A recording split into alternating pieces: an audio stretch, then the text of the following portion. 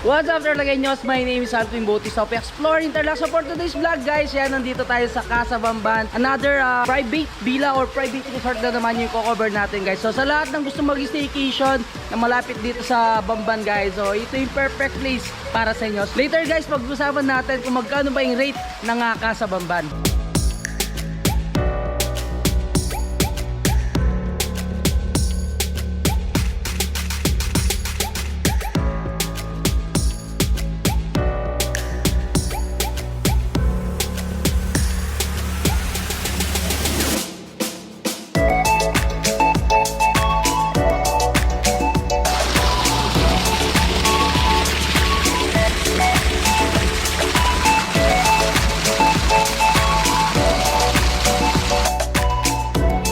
Start tayo dito sa pinakarapan. Makikita nyo yan, kahit tatlong sasakyan is kakasya dito. And eto yung mismo ano nila, guys, yung villa room. So eto na yung ano, outside the bed lounge nila.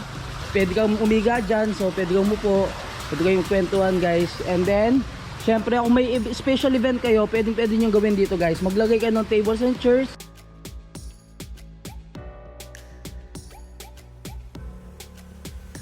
Dito sa labas din, guys, makikita nyo may bed sila dito na pwede kayong yan, umiga, magpahinga, mag-relax. And dito na yung pinaka outside the kitchen nila, guys, and dining area. Tapos yan, syempre meron na kayong sariling griller. And ito na yung mga tables and chairs.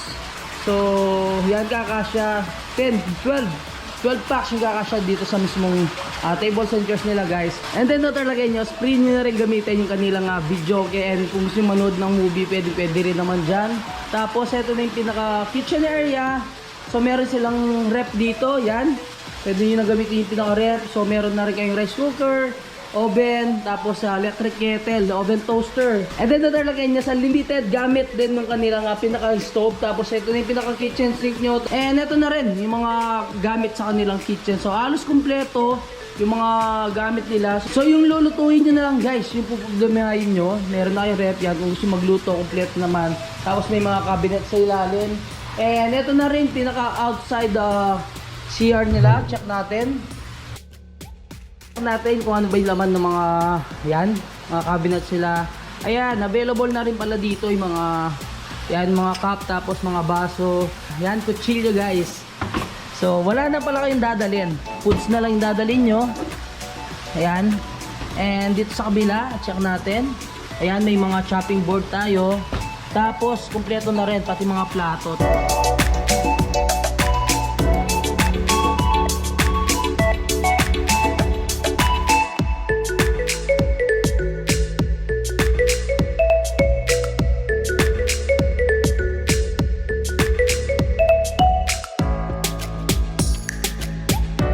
Check naman natin yung kabilang side ng pool. Ayan. So ito siya, meron silang shower area dito. So bago kayong pumunta sa pinaka pool nila, so pwede mo tayong mag-shower. And then yan, may lagay ng pinaka towel, tapos yung mga yan, sabon. And of course, check naman natin yung kanilang pinaka private villa. So yan, sabi ko nga kanina, kung gusto niyo magpahinga dito, pwede. And then may electric fan. And meron silang wifi dito, guys. Yung kagandahan niya. Tapos yan, may emergency light. So pasok na tayo, i-check natin yung pinakaloob ng Casa Bamban. Eto, guys, yung makikita nyo sa pinakaloob ng Casa Bamban. So makikita nyo yan, naka double deck sila. So meron silang 1 packs dito. So 5 packs sa ilalim, and then 2 packs sa back. So a total of 9 packs yung pwedeng mag-ano dito, mag-overnight sa may Casa Bamban. Tapos syempre, guys, may sarili na rin kayong CR. Check natin. So ito na nga, guys, yung pinaka-CR nila. Ayan, may bowl, tapos naka-separate dito nga pinaka-shower area, tapos may glass para hindi pumunta dito yung pinaka-tubig. Tapos ito yung toilet nyo. Check natin itong kabila. So dito naman sa kabila, guys, ito na mismo yung daanan nyo. Ito sa CR. So may ano kayo, parehong access dun sa unang room. Yan, pwede kayong makagigamit dito sa CR. Tapos buksan nyo lang yung isang pinto, pwede na rin dito, guys. So ayan, kakasya naman dito is 4. So a total of 13 packs, guys, kasyang kasya. dito sa may Casa Bamban.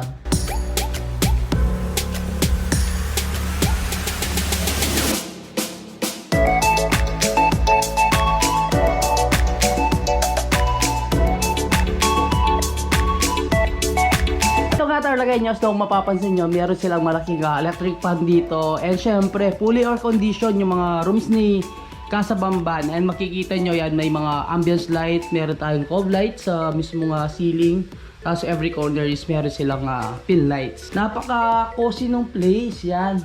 Kung may mga special occasion kayo na gustong gawin dito sa Casa Bamban, open na open guys. So book lang kayo sa kanilang Facebook page. Check nyo lang, Casa Bamban. And ayan, ganito nakaluwang yung pinaka-space nyo. Sabi ko nga, okay ito lalo na guys kung may mga special occasion kayo. Napakaluwang ng space. Kahit ilang mga tables ba dito, kahit 10 tables, kasyang-kasya dito guys. And maglagay na lang kayo ng backdrop dyan. Yun guys, napag-usapan natin kung magkano ba yung rate dito sa may Casa Bamban. So kung gusto nyo mag-overnight every weekdays, Monday to Thursday, 8,000 pesos. So maximum of 20 packs na yung pwede mag-overnight dito guys. So pwede yung pasok yung mga ibang beds nila. And yun nga, yung nasa lanay area nila, tapos yung beds dito sa outside guys.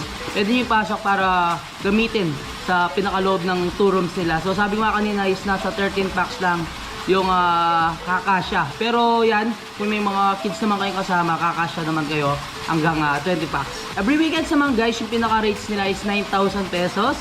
So Friday to Sunday yon, and every Saturday is 10,000 pesos. And kung may mga small events naman kayo ang gaganapin dito, yung pinaka rate nila is 12,000 pesos. Basta nag-exceed kayo dun sa 25 packs.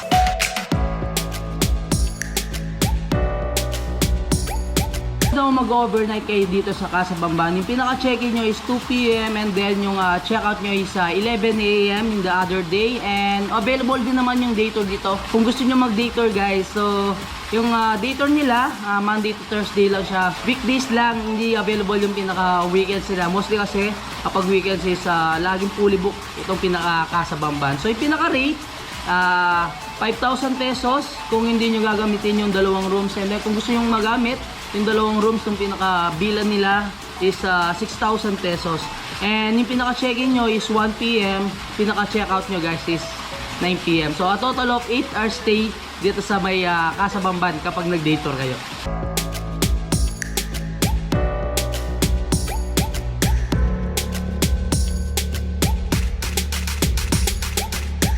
Ito na guys yung itsura ng Casa Bamban kapag gabi. Ito, makikita nyo, ito yung pinaka-swimming pool. So may waterfalls siya, tapos yan, may changing color LED lights siya guys. Ito yung nakakaganda dito, yung mga hanging lights nila. So nagbibigay ng ambiance sa may dining area nyo. Tapos syempre yan, ganito yung itsura ng pinaka-kitchen dito sa Casa Bamban. Yun na talaga nyo, sa house lang natin mag-vlog dito sa may Casa Bamban. Kung naghahanap kayo ng chill at relax na place, napaka-cozy, napaka-spacious ng pinaka-outdoor area nila, even yung dining area guys, pati kitchen talagang fully equipped naman. Nagdadala na lang kayong kotse na lang yung puproblemahin nyo. And kagandahan niya guys, ito, may outdoor lanay din siya.